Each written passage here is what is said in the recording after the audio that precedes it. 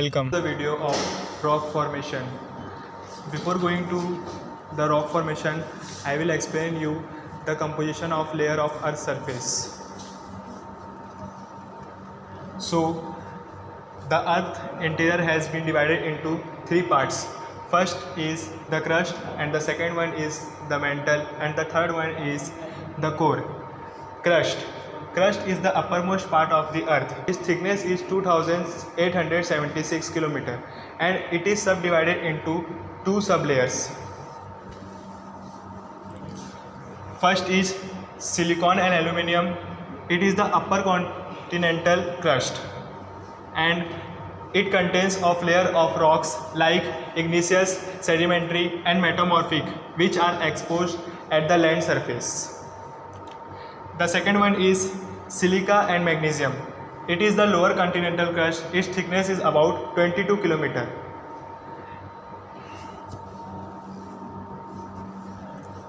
So see the picture of continental crust and oceanic crust.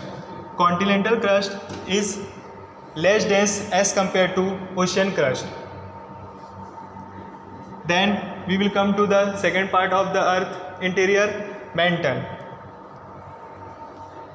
Its thickness is around 2865 km and seismic activity are mostly carried out in the mantle surface.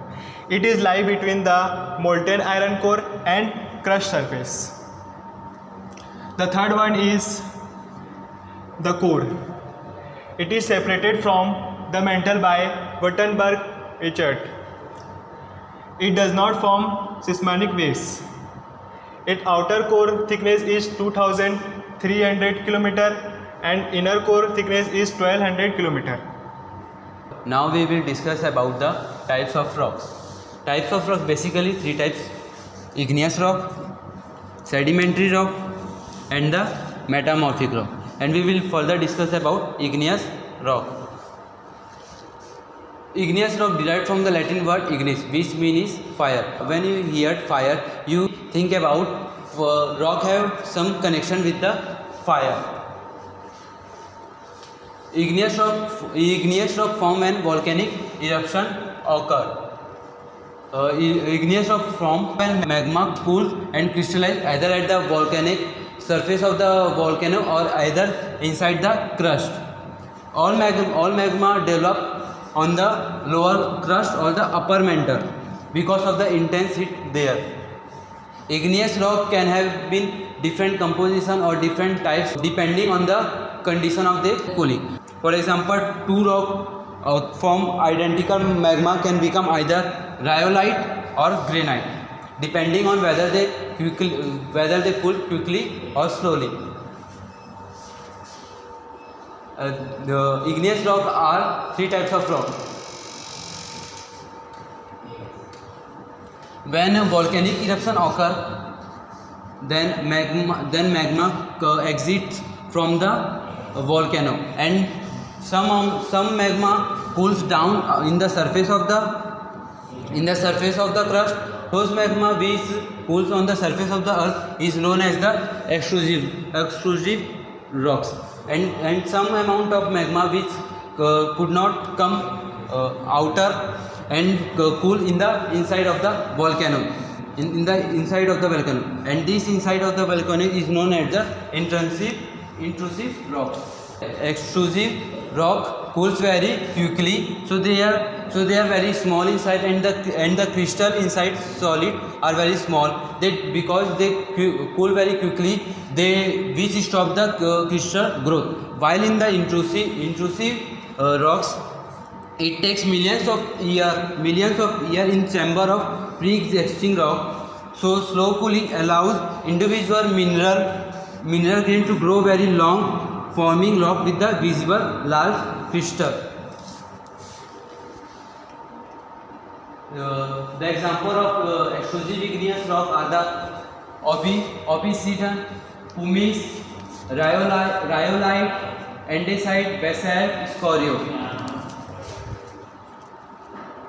And the example of intrusive igneous rock is pegmatite, granite, diorite, gabbro. Hello guys, previously you have learnt about the types of rocks, that is igneous rock, sedimentary rock and the metamorphic rock. Now we are going to discuss about the sedimentary rock. So basically sedimentary rocks are the types of rocks that are formed by the accumulation or deposition of minerals or organic particles at the earth's surface or within the water bodies. So the process that causes various organic materials and minerals to settle in a place is termed as a sedimentation, and the particles that are responsible for the sedimentation process is called as sediments. So before being transported and deposited, the sediments was formed by the weathering and erosion from the source area and transported to the place of deposition of water, ice and the water movements of glaciers, which are called as the denudation. So basically denudation is the transfer of sediments from one place to another. Now we will go further. So these rocks are formed in 4 ways: deposition of weather remains of other rocks, secondly accumulation and the consolidation of sediments, thirdly deposition of the results of biogenic activity, and the last one is precipitation from the solution. And the next one, so these are some common sedimentary rocks. First are limestone, chalk, clay, sandstone and shale. And the types of sedimentary rocks are organic sedimentary rocks, clastic sedimentary rocks, and the last one is chemical sedimentary rock. So now I'll tell about the organic sedimentary rocks. So these type of rocks mainly comprises of coal, limestone, which are formed by the accumulation or deposition of dead plants and the animals in their rock layers. And the second is clastic sedimentary rock. This type of rock is formed when rock layers are formed due to the mechanical weathering of different types of rocks. And the third one is chemical sedimentary rocks. These rocks is formed when there is a chemical reaction between the minerals present in rocks forms, cools down as precipitate and converts the rock to over a period of time. So now we will see about the uses of sedimentary rocks. Limestone is used to make cements, and the limestone and sandstone are found in building stones, and quartz is a type of sedimentary rock which is used to make glasses, and the last one is rock gypsum is used to make plaster. Natural gases, oil, coal, uranium and some other energy resources are formed and come from sedimentary rocks. I will explain it. Metamorphic rock. Metamorphic rock started out as some other type of rock, but have been substantially changed from their original igneous sedimentary or earlier metamorphic form. Metamorphic rocks from when rocks are subjected to high heat, high pressure or hot mineral rich fluids. More commonly some combination of these factors. This is a picture of metamorphic rock. We will see about interconversion of sedimentary rocks and igneous rocks. So let's proceed. Before that, we will see how these rocks are formed. So igneous rocks are formed when magma cools and make crystals, while sedimentary rocks are formed by accumulation and deposition of mineral or organic particle at Earth's surface, followed by cementation. So cementation is basically hardening of the sediments. Now we will see the conversion of igneous rocks to sedimentary rock. We will see how igneous rock is converted to sedimentary rock. So on the surface, basically on Earth's surface, the igneous rock, due to weathering and erosion, break down into pebbles, sand and mud, creating sediments. Now these sediments accumulate on Earth's surface and layer after layer comes here. Due to this, the bottom layer gets compressed, hardens and forms sedimentary rocks.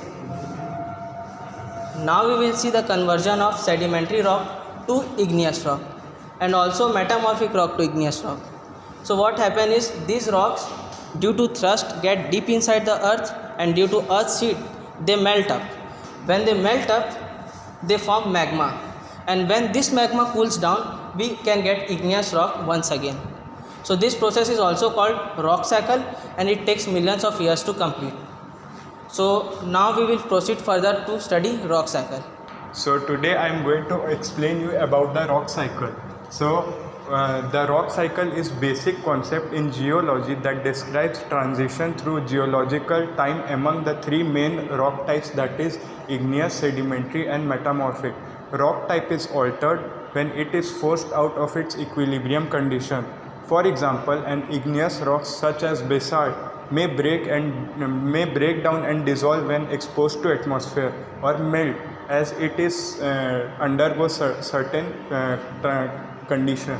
Now here is a representation of how rocks form, break down and processed in response to changing conditions. So now we will look how a rock cycle looks like. So here is a diagram of rock cycle.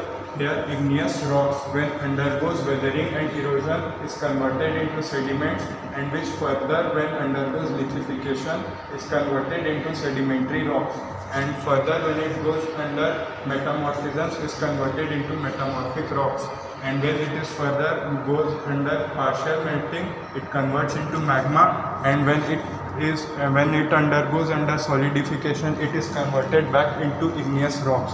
So this is a cycle which is interrelated to each other. Now we will move further. Now we will discuss about magma. So magma is created by melting of rocks above a subduction zone. Less dense magma rises and cools to form igneous rocks. Igneous rocks are exposed at surface, gets weathered and into sediment. So this is how an igneous rock is formed.